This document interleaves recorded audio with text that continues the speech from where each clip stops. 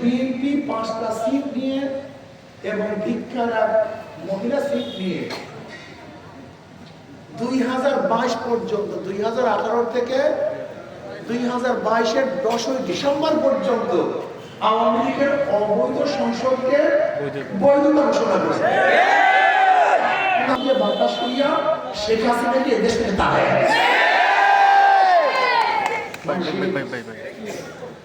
যেমন বলে আমরা নাকি আওয়ামী লীগ সমস্ত নির্বাচন অংশগ্রহণ করছে। এসে বড় মিথ্যা কিছু আছে বলে না। 2008-এর নির্বাচনে সবাই অংশগ্রহণ করছে, আমরা অংশগ্রহণ করছি। 2014 নির্বাচনে বিএনপি সহ অনেকে অংশগ্রহণ করে নাই, আমরা অংশগ্রহণ করি নাই। 2018 নির্বাচনে বিএনপি অংশগ্রহণ করছে, আমরাও। তবে হ্যাঁ, পার্থক্য আমরা 2018 নির্বাচনে দুপুরের সময় বয়কট করছি, এই নির্বাচনকে প্রত্যাখ্যান করছি। কিন্তু বিএনপি 5টা সিট নিয়ে এবং ভিক্ষার এক মহিলা সিট নিয়ে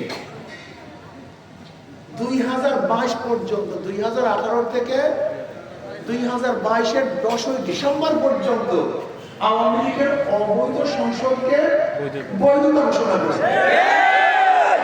আমরা প্রত্যাখ্যান করছি। 2024-এর বিএনপিও নির্বাচন অংশগ্রহণ করে নাই, আমরাও সরকার বলে কি এত গুরুত্বপূর্ণ রাজনীতি করে স্থানীয় নির্বাচনে সবাই কাছে আমরাও গেছি। কি কথা বলেন? এই যে ইরশাদ সাহেব ঢাকায় শাহাদাত সাহেব এখন মেয়র অবস্থা আছেন কোন নির্বাচনে, হাসিনা নির্বাচনে।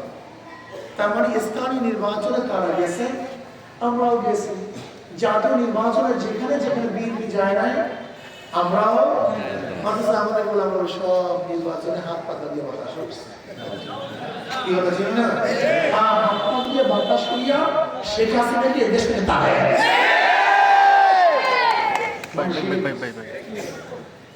ইনশাআল্লাহ। নৌকা যারা নির্বাচন করে নিজের নৌকা চালাতে পারে না, ধানের শীষ যারা নির্বাচন করে যারা ধান কাটতে পারে না, যারা নাঙ্গল নির্বাচন করে নিজের নাঙ্গল বলতে পারে না।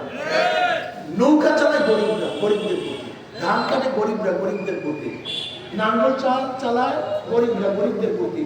কিন্তু যারা নির্বাচন করে একজনও গরিব না। যারা নির্বাচন করে তার মানে প্রতীকের সাথে নিজের কোনো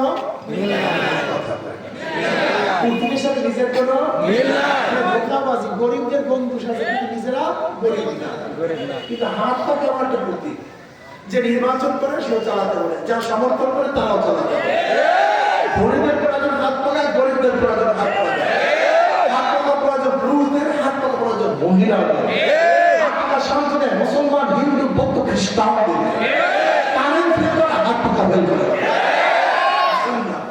এবার সবাই মিলে যে হাত পাকে বিজয় করি, আপনারা বিজয় হবে ইনশাআল্লাহ। হাত পাকা দেখেন, সবাইকে শান্তি দেয়।